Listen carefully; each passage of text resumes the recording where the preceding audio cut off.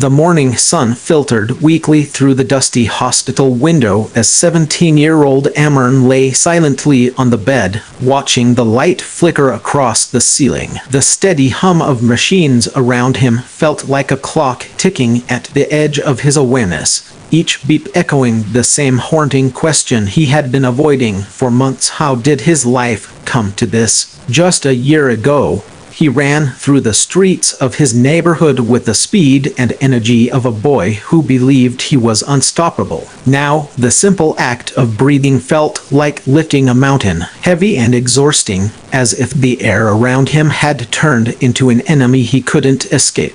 His chest tightened again, not from pain this time, but from a deep mixture of regret and fear. For the first time, he wondered if ignoring his health and burying his body under layers of bad habits had brought him to this fragile moment. And this realization, heavy and sharp, felt more frightening than any diagnosis. If you believe in kindness, second chances, and learning from real stories, then please like, comment, share, and subscribe to the channel. Your support truly keeps meaningful stories alive. Amaan's journey had never been about recklessness, at least that's what he tried to convince himself. Life had always been loud around him, the noise of traffic, the relentless pressure of school, the expectations of family, and the whispers of his own self-doubt. He found escape in places that slowly damaged the very thing keeping him alive, his lungs. Whether it was hanging out for hours near dusty construction sites, skipping exercise, ignoring the persistent cough that visited him every winter,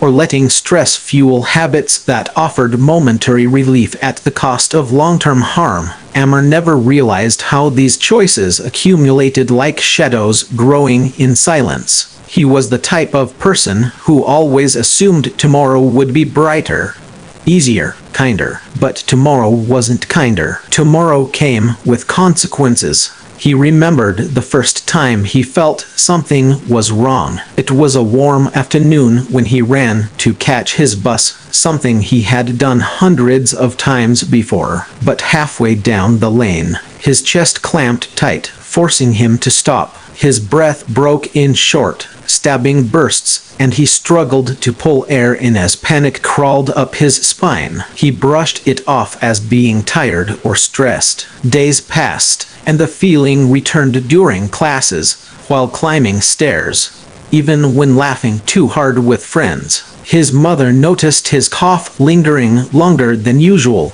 but he always shrugged it away. "I'm fine," he repeated so many times that he started believing it himself. But the body has a way of speaking when the mind refuses to listen. One night, after weeks of ignoring the signs, everything changed. He woke up gasping, his lungs burning as if the air had turned into fire. His father rushed him to the hospital, and Amaan, who once believed he was too young for anything serious, saw fear flash in his parents' eyes as doctors hurried around him. It was the first time he understood how fragile life could be. Doctors explained that his lungs were inflamed and struggling, weakened by months of neglect, poor habits, and constant exposure to polluted air. It wasn't a single cause, it was everything: his environment, his lifestyle, his exhaustion, and his choices. That combination had slowly built a quiet storm inside his chest. He wasn't in danger of losing his life,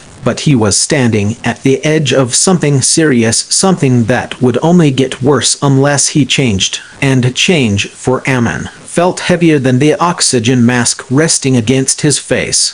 When he was discharged, the world outside the hospital felt different. The sky looked hazier than before, the air felt thicker, and all the little things he took for granted suddenly carried weight. His doctor's words echoed in his mind: "Your lungs are fighters, but they need your help now." That sentence settled somewhere deep inside him, becoming the beginning of his awakening. The first day back home was the hardest. He walked into his room expecting comfort, but instead he felt overwhelmed. The cluttered shelves, the study table buried under school papers, the window he rarely opened at all reminded him of a life spent rushing, avoiding, ignoring. He sat on the edge of his bed and let out a slow breath, realizing how much he needed to rebuild, not just his habits, but his mindset. He didn't change everything at once. He couldn't, but he started small. Each morning,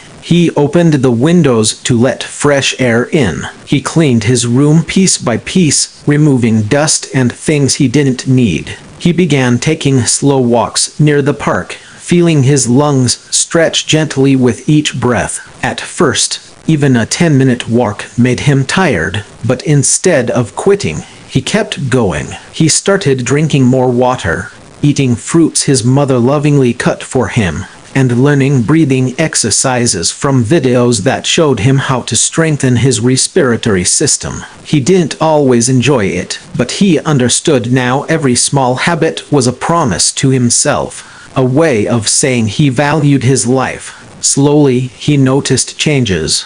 His cough became less frequent. His breathing felt lighter. His steps steadier. His energy returned like sunlight after a long winter. His body was healing, and he was helping it heal. For the first time, Amaan felt like he was in control of his health instead of running from it. But the real turning point came the day he visited the park early one morning, just before sunrise. The air was cooler, cleaner, calmer. Dew sparkled on the grass, and the sky blushed with the first hints of dawn. As he inhaled deeply, he felt something he hadn't felt in months: clarity. The air filled his lungs without resistance, without fear. It felt like a gift. Amaan closed his eyes, letting the moment settle inside him, and realized that protecting his lungs wasn't just about avoiding sickness. It was about respecting the life flowing inside him, breath by breath, moment by moment. From then on, he became gentle with himself. He continued exercising,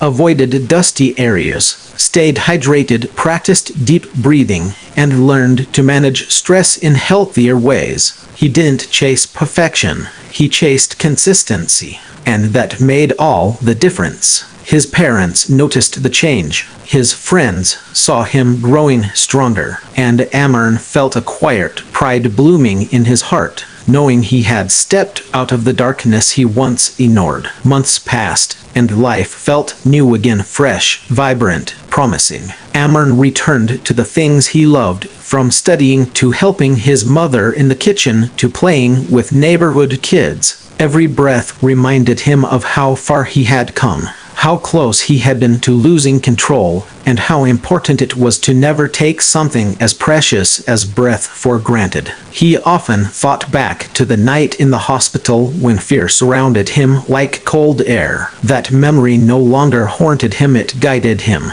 It reminded him of the difference between living and surviving. It taught him compassion, patience, and responsibility. And most importantly, it taught him that every sunrise was another chance to choose better. If this story touched your heart, please show some love by liking, commenting, sharing, and subscribing. Your support helps these life-changing stories reach more people. Before we end, please comment below. I choose to protect my health. This one sentence may inspire someone else who truly needs it. Amaan's journey reminds us that our lungs, though silent and unseen, carry every breath that fuels our dreams. Protecting them isn't complicated. It begins with small habits, gentle choices, and awareness. And just like Amaan, anyone can start today, right now, with one mindful breath.